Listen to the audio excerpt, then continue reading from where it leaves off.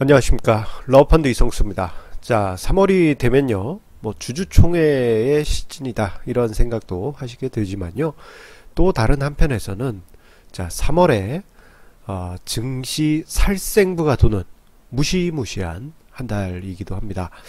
자, 증시 살생부, 좀 살벌하죠. 자, 상장 폐지 가능성이 높은 종목들에 대한 그 리스트들이 시장에서 회자되기도 하고 뉴스에서 쉽게 검색할 수 있을 정도입니다. 자, 그렇다면 그 살생부는 어떤 기준에 의해서 나올까요? 바로 재무 상태가 부실한 기업들이 3월 주주총회 전에 감사 의견 거절이 나오게 될 경우 상장 폐지로 다이렉트로 갈 수 있다라는 공포감이 있기 때문에 살생부가 회자되는 것입니다. 자, 오늘 증시 토크 주제는요, 그래서 이렇게 잡았습니다. 자, 주식시장에 살생부가 도는 3월만이라도 위험한 종목은 피하자. 어떤 위험한 종목? 재무적으로 위험한 종목은 피하자 라는 주제로 해서 오늘 증시 토크를 준비를 했습니다. 자, 여의도에 거래소 앞에 가게 되면요, 자, 이러한 플랜카드를 쉽게 볼 수 있습니다. 자, 오늘 제가 아침에 출근길에 한국거래소 KRX 한국거래소 앞에 이렇게 지나가다가 한번 사진을 찍었습니다. 어떤 소액주주 분들의 억울한 마음을 담은 플랜카드가 걸려 있었습니다. 상장 폐지가 확정되고 또 다시 법적 분쟁으로 들어가는 어떤 회사의 주주분들이 걸어놓은 플랜카드인데요. 자, 저런 플랜카드가 여의도에서 오래 있어봤지만 몇 개월에 한 번씩 계속 바뀌어 옵니다. 자, 그런데 이 상장 폐지 개인 투자자에게는 엄청난 상처를 남기게 됩니다. 자, 우리가 많은 개인 투자자분들이 보면은 그런대로 매매를 잘 아신다고 저는 생각을 해요. 그래서 수익을 이렇게 차곡차곡 쌓아오시다가 상장 폐지를 한 번이라도 맞게 되면 모든 투자금을 날리다 못해서 빚만 남게 되는 그러한 경우를 많이 보게 됩니다. 그래서 상장 폐지가 그래서 무서운 거예요. 특히 제가 한 9년 전에 제가 경험한 게 아니고 제 가까운 지인이 상장 폐지를 당하게 돼서 정말 엄청난 재산상 손실을 경험한 적이 있었습니다. 그 지인의 상장 폐지 경험으로 인해서 그 집이 정말 몇 년 동안 고생을 하기도 했었는데요. 그때 보게 되면은 그 회사 같은 경우도 상장 폐지 가능성이 높은 잠재적인 리스크를 가지고 있기도 했습니다. 하지만 상장 폐지가 가능성이 높은 재무 리스크가 큰 종목 같은 경우에는요, 주가 변동성이 정말 높아요. 상승할 때는 2배, 뭐 10배 이렇게 상승을 하니 사람들이 이런 종목에 빠지지 않을 수가 없죠. 하지만 이렇게 뭐 주가가 상승하다가도 어느 날 갑자기 탁 거래 정지, 그리고 상장 폐지 결정되면 그 다음에 뭐 10분의 1 토막, 뭐 100분의 1 토막 나는 거는 시간 문제일 뿐입니다. 정말 살벌하게 그런 상황이 발생할 수가 있습니다. 자, 그래서 저는 우리 시청자님들께 살생부를 피할 수 있는 최소한의 3원칙 3가지를 이야기를 드리고자 합니다. 자, 요 3가지만 아시면요, 최소한 위험한 종목을 피할 수 있습니다. 적어도 지금 주주총회 시즌이 집중되어 있는 3월과 그리고 그 이후인 4월에는 아무리 부실한 기업에서 엄청난 정보가 있다 하더라도 일단은 한 걸음 뒤에서 빠져 계시는 게 좋습니다. 자, 첫 번째, 자, 부채 비율이 200% 이상 넘어가는 회사 일단 피하실 필요가 있습니다. 자, 심지어 부채 비율이 300%가 넘어가는 회사들도 있어요. 단 조건은 금융회사 아닙니다. 금융회사는 아니에요. 그냥 일반 회사. 예. 금융회사는 레버리지를 기본적으로 쓰는 그런 사업구조이기 때문에 금융회사는 아닙니다. 자, 그런데 일반적인 회사가 부채 비율이 200%가 넘어가고 300%까지 넘었다 그러면요, 거의 회사 경영이 뭐 회사 업무 때문에, 기본적인 업무 때문에 일이 많은 게 아니고 저 돈 있죠, 저 빚 메우는데 하루하루가 거의 뭐 외줄타기 수준일 수밖에 없습니다. 예, 월급이 지급되지 않는 일들도 관광 발생하겠죠. 자, 이건 이제 기본적인 1원칙이고요. 자, 두 번째로는 2년 이상 연속 적자인 회사. 자, 이 부분은요, 영업이익, 당기순이익 모두 해당됩니다. 자, 제가 왜 2년 이상 적자인 회사를 주의하시는 게 좋냐라고 이야기를 드리면요, 그 이유는 간단합니다. 1년 이상 적자가 이어지게 될 때는요, 회사가 재무제표를 이제 뭐랄까 이제 손실 나는 부분을 좀 그래도 최소화하기 위한 약간의 재무적 마사지는 있을 수 있어요.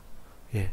뭐 예를 들어서 재무제표상에 이걸로 예를 들어볼까요? 뭐 마우스를 재고로 두고 있다 한다면요. 자, 뭐 이 마우스의 재고 자산을 뭐 10,000원이 공정가액인데 뭐 한 1,500원. 예. 뭐 이렇게 약간의 마사지는 뭐 분식까지는 아니지 않습니까? 하지만 연속 적자가 지속되게 되면요, 그 한도치를 꽉 채우게 되고, 뭐랄까, 이 마우스의 어떤 평가 금액을 10,000원이 아니고 1,500원도 아니고 11,000원도 아니고 100,000원 뭐 이런 식으로 계산을 했다. 이건 분식이 되게 되죠. 예. 그래서 2년 이상 연속 적자가 나는 회사 같은 경우에는 분식 회계 가능성이 매우 높습니다. 매우 높아요. 자, 분식, 우리 먹는 밀가루 분식 말고요. 예. 재무제표를 야금야금 갉아먹는 분식, 그런 상태를 의미합니다. 그래서 2년 이상 적자인 회사는 피하시는 것이 좋고, 특히 또 이제 투자하실 때 이런 부분도 체크하실 필요가 있습니다. 우리가 보통 보게 되면요, 재무제표가 연결 재무제표를 보게 돼요. 이제 계열사들이 많은 회사들은 자연스럽게 연결 재무제표를 기본 재무제표로 보여주게 됩니다. 계열사가 없으면 그냥 개별 재무제표 하나로 땡이에요. 자, 그런데 연결 재무제표 말고 계열사를 뺀 그 회사 자체만의 개별 재무제표를 보셔서 영업이익이 3개년도 이상 적자, 3개년, 당기순이익도 3개년 이상 적자인 경우에는 조금 투자를 조심하실 필요가 있습니다. 왜냐하면은 관심 종목으로, 관심 종목이 아니고 관리 종목, 관리 종목, 용어가 크게 틀리죠. 관심 종목하고 관리 종목은 천지차이죠. 관리 종목으로 지정이 돼서 자칫 시간은 걸리겠지만 상장 폐지가 될 수도 있습니다. 그래서 요즘 보면은 이제 3개년도 영업 적자가 개별 재무제표에서도 있는 경우 살생부에 들어가는 경우가 있습니다. 요게 이제 연결 재무제표에서는 깔끔한데 그런 경우가 있어서 좀 주의가 필요하겠습니다. 자, 그리고 과거에 자본 잠식 경험이 있는 회사. 자, 자본 잠식 경험이 한 번이라도 있는 회사는요, 앞서 언급드렸던 2년 이상 적자일 때, 자, 분식을 했던 경험이 있을 수 있습니다. 자본 잠식까지 갔다 그러면 몇 개년도 적자가 아니고 2년 정도의 적자가 아니고 한 몇 년 동안의 연속 적자가 누적이 돼서 자기 자본이 갈켜서 자본금까지 갉아먹은 상황이 돼요. 자, 그렇기 때문에 자본 잠식 경험이 있는 회사는 우리가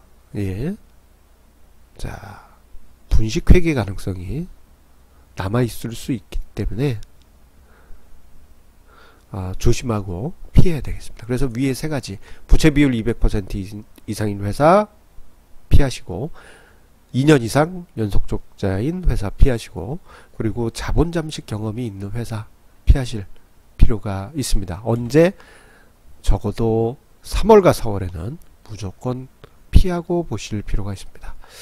왜냐하면요, 자, 앞서서도 한번 언급드렸습니다만, 개인 투자자분들 같은 경우 부실한 기업들을 선호하시는 경향이 있어요. 왜냐하면은 이상한 좋은 호재성 재료들이 시장 루머를 통해서 그런 부실한 기업들에게 많이 나타납니다. 뭐 어떤 회사가 재무적으로는 부실하지만 뭐 중국에 어떤 엄청난 투자자가 투자를 해서 회사가 기사회생한다. 기사회생하면 10배, 뭐 100배 상승한다. 뭐 이런 식으로 허황된 꿈을 꾸게 하는 경우가 있기 때문에, 예, 개인 투자자분들이 은근히 많이 마치 개미지옥 같은 매력에 빠져서 끌려 들어가십니다. 자, 문제는 그러한 상황이 발생된다 하더라도 주가가 안 올라가는 경우가 많아요.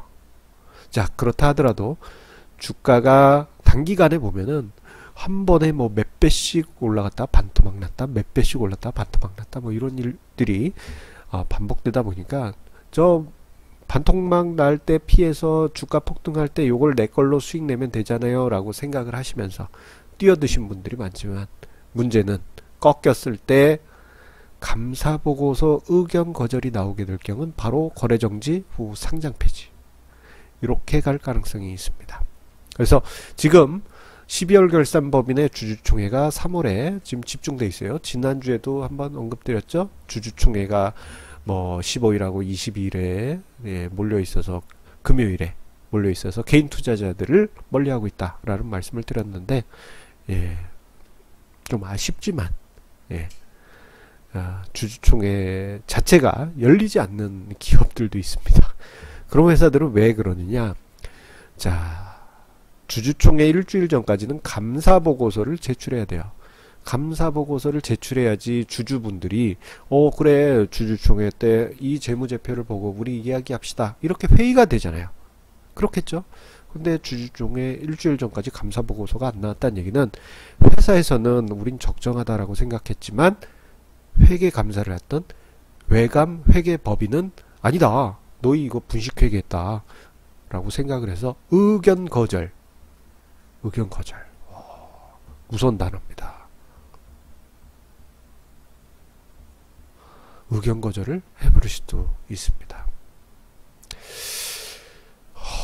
무서워요. 생각만 해도. 예. 그래서 감사보고서가 미제출된 기업 같은 경우에는 살생부 리스트에 언제든지 추가될 수가 있습니다. 자, 그것은 주주총회가 집중되어 있는 3월, 그리고 그 이후 여파가 4월까지도 지속되기 때문에 재무 리스크가 큰 종목들은 피하시라. 적어도 이 시기는 피하시라. 그렇게 당부 부탁드립니다. 자, 이렇게 이야기를 드리면요, 옛날 옛적 생각하시면서 이런 말씀하신 분도 계세요. 작전 세력은 회계법인하고 짝짝꿍이야, 뭐 이렇게 생각하신 분들도 있어요. 아니에요. 옛날 옛적 그런 시절 아닙니다. 왜냐하면요, 회계법인들이요, 뭐 작전 세력하고 짝짝꿍 해가지고, 그래 너희 분식회계지만 그래 오케이 적정, 너희 회계 오케이 깨끗해, 이렇게 사인하는 순간 어떤 일이 벌어지냐면요, 이게 회사가 문제가 발생했을 때 주주분들이 연합해서 그 회계법인을 징계, 어떤 민사상 소송이 갈 수도 있고, 아니면 금감원에서 직접 회계법인에 제재를 가할 수도 있어요. 그렇게 될 경우 회계법인 자체가 영업이 중단될 수 있습니다. 예, 이거 살벌해요. 거기서 그치면 다행인데, 회계사 본인도 법적인 책임을 물어야 됩니다. 회계사분들 월급 그렇게 많지 않아요. 상위권이긴 합니다만, 문제가 생겨가지고 민사 가서 모든 책임을 덤태기 쓰면요, 예, 자신이 모은 돈 다 날려야 됩니다. 그렇기 때문에 회계법인도 그리고 회계사도 뭐 작전 세력하고 짝짝꿍 그런 거 안 합니다. 냉정하게 아닌 건 아니에요. 딱 자릅니다. 짝짝꿍 이거는 옛날 옛적 일입니다. 예, 그런 생각을 가지시고 투자하시면 안 됩니다. 예, 냉정하게 생각하셔서 재무제표 조금이라도 이상하다. 예, 앞서서 언급드렸던 세 가지 기준 이야기 드렸잖아요. 예, 투자 그런 종목은 적어도 3, 4월은 피하시라. 그렇게 강하게 당부 부탁드리겠습니다. 우리 시청자님의 구독, 좋아요, 공유해 주시는 그 마음 감사드립니다. 자, 오늘도 성공 투자 이어가시기를 바라겠고요. 자, 내일 벌써 3월의 중순입니다. 예, 내일 화요일에도 좋은 주제로 증시 토크 찾아뵙도록 하겠습니다. 감사합니다.